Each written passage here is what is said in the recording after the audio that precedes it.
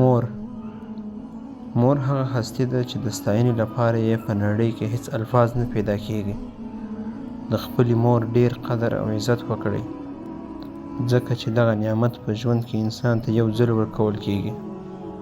مور د ژوند تر ټولو لویه هستي، سپېڅلې، رښتینه او بې مطلبه مینه د مور ده. رب جل جلاله دې راته تر ډیره ژوندی لري. مور یعنې د ټول ژوند خوشحالي او یوازینۍ ډالۍ شي چې قیمت نه لري او ارزښت یې لوړ دی، هغه د مور مینه ده.